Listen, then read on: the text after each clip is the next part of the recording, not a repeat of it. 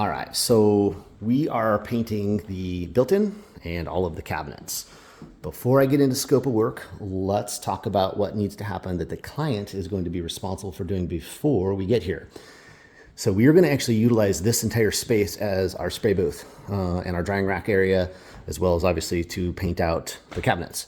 So that means that all the wall hangings, small furniture, breakables, including this coffee table, couch, lamps, all of the contents on the shelves, on the in the cabinets, the TVs, everything inside, 100% needs to be cleared out of the room before we get here. If you guys do need any help with moving heavy stuff, please employ us. We will be happy to help you. But this stuff all does need to be 100% out of the space, including the table and chairs, all the art.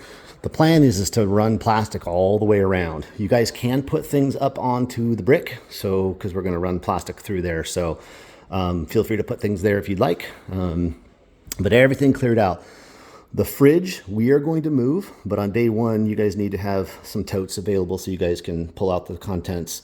The fridge is going to go, to be determined, but it's most likely going to go in the office over here. So we'll put it over there, and then at the end, we'll put it back. We'll have to reverse engineer or reverse the process there.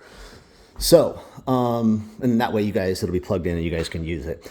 So our scope will take over from there. We will cover and protect all your floors. And then any adjacent surface that we're not painting. And that'll be a combination of tape, paper, plastic, and or drop cloths. And in some cases, ram board or cardboard on the floors, okay? I do want to point out that there are scratches in the floors. I hate pointing stuff out, but there's quite a few things going on here with, the floors. Just, I can tell there's been pets here in the past. And then also just scratches from the fridge. We have appliance straps and dollies and all kinds of things. So we're not going to add to this.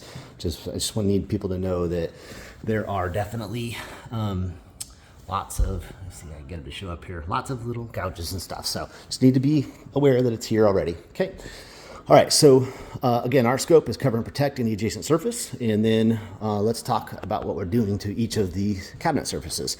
So on all of the doors and drawers, we'll be taking off each hinge. Each hinge will be marked so that it goes back on the same spot. So the orientation and alignment that you have today will be the alignment you have at the end of the day. There'll be a few exceptions to that. There's one down there that we need to adjust. But for the most part, everything will be back right just the way we find it in terms of how it opens and closes. The client is going to be replacing the hardware. We are not drilling or filling anything though. So we'll pull all this off. Let's make sure we don't accidentally put these back on. Client's going to hand us new ones that we will install at the end. So please make sure you have those available though, because that'll be needing to be happening on the final day. So I go ahead and purchase those before we get here. So everything is taken apart. Any bumpers that we find, those are chipped off. We'll put new ones on when we're done. Every single surface is lightly sanded to create a mechanical bond. In other words, we're abrading it. We're not stripping or removing it. So it's a light sand. Everything is cleaned with denatured alcohol to remove any sort of contaminant or hand oil or grease that could be on it from cooking and that kind of stuff. And also those are contaminants that would cause adhesion issues. So from there, we're going to oil prime everything. So that's our chemical bond. So it's going to bite hard to the existing lacquer finish that you've got. Once the primer is on, then we'll be searching for things that need to be further filled. So you can see things like where there used to be a handle here, like that needs to be further filled. We cascade a side light across all the surfaces. We'll find the high spots, the low spots. We'll sand more, or we'll fill and then sand, whatever's needed to get things nice and smooth. We will also be caulking all of your panels on the outsides of the doors. The insides of the door panels, we do not caulk. Of course, we do prime and paint everything, but we only caulk the outsides. On the boxes themselves, we will caulk them to the wall. So when we do caulk to the wall, client is aware that we are not planning to do any touch-up, and there will be caulk bead and cabinet paint that goes out onto the wall just a little bit. So it'll be these kinds of transitions here, okay? As well as, this kind of stuff here. We're trying to eliminate these gaps, okay? Let's see. We will,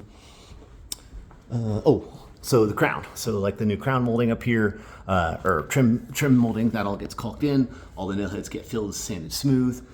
And that's all primed. Everything's primed, so all the surfaces. And then at that stage, we'll do a quick sand, make sure and tack cloth everything off with a dampened microfiber towel. And then we go through and spray 2 coats of the Renaissance enamel in the satin finish. And I'll confirm the colors and the sheens and everything in the written portion of the contract as well. So there is a little bit of a discussion about what shade of white we're going to use. So that one's to be determined at this moment in time.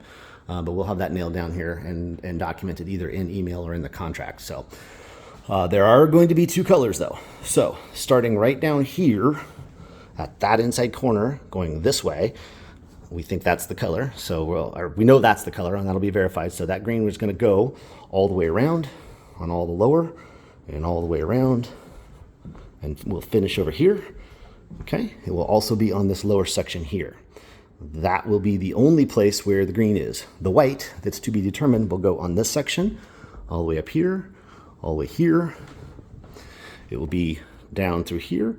And then again, it will be here. So white and white meets green, okay?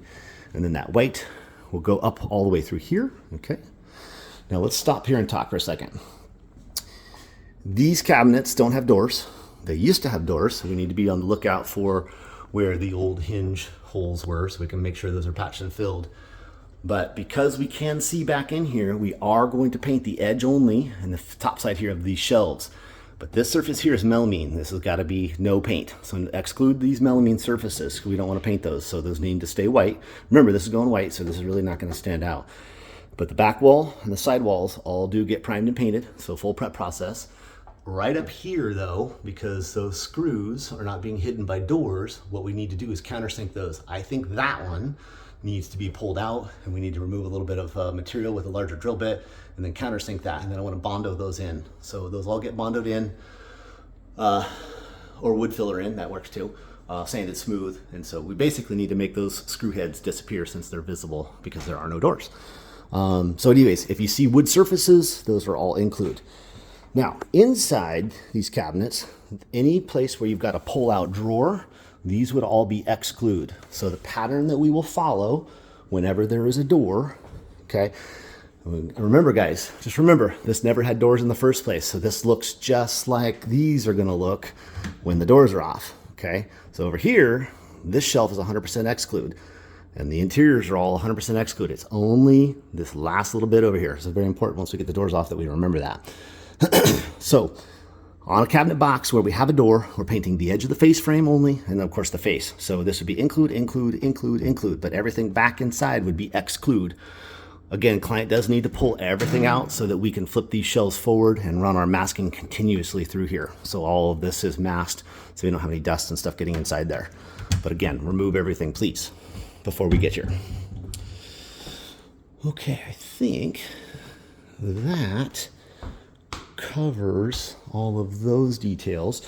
We're going to have a couple of transitions here that we're going to have to follow. So like this white goes down and it's going to go like this, and then onto this. This surface here does get painted white. Okay, so that's our cabinet paint.